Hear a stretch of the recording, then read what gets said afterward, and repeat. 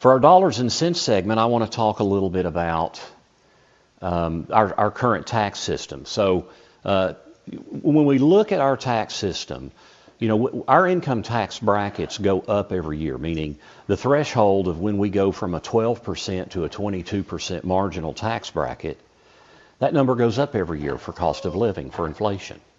Okay? So typically that's all built in because, when we have inflation, people are, everything's more expensive. Hopefully we're making more money. Hopefully if we're retired, we have an income plan that pays us more income. So we're doing all of those things. So our tax brackets, where we click into those brackets, should be going up every year. A couple things that I want you to be aware of is, the Tax Cuts and Jobs Act expires at the end of next year. And, we look at those tax brackets, the 10% bracket's pretty much staying unchanged for the most part. The 12%'s going to 15. The 22%'s going to 25, and then it kind of goes on up from there. And we think in our minds, how big of an increase is that? Number one, we're going to feel that, but I also want you to remember that the standard deduction is getting cut essentially in half. The standard deduction for a joint filer for 2025 in the new tax rates that have been issued by IRS is $30,000. For a single, it's $15,000. Well, that's going to be essentially cut almost in half at the end of next year. So come 2026, if you're not itemizing, the typical family, U.S. family, whether you're single or working husband and wife joint, you're typically going to see about a $3,000 to $4,000 increase in your income taxes just from the standard deduction going down, just from that alone, if you're not itemizing.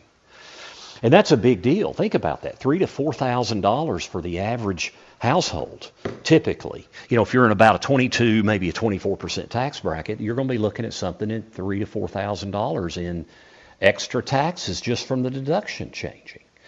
So we've got to be aware of those things. Now, retirement account contributions are supposed to be adjusted for inflation every year because that's such a great way to build money, either tax deferred or in the matter of a Roth, tax free. The limit for 401k contributions, employer accounts, 403bs, other employer plans, has gone up by $500. So it's now $31,000 with the catch-up provision, which is $7,500 if you're 50 and up. But the contribution limit for IRAs and Roth IRAs did not change. So it's still $7,500 with a $1,000 catch-up. So that did not change.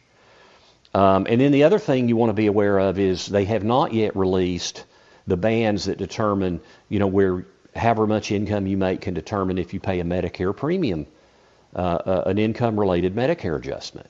That can change. So it's just important to incorporate tax planning. We're going to have a tax increase the end of next year. The removal of the reduction in the standard deduction is a big part of that. So don't let that catch you asleep.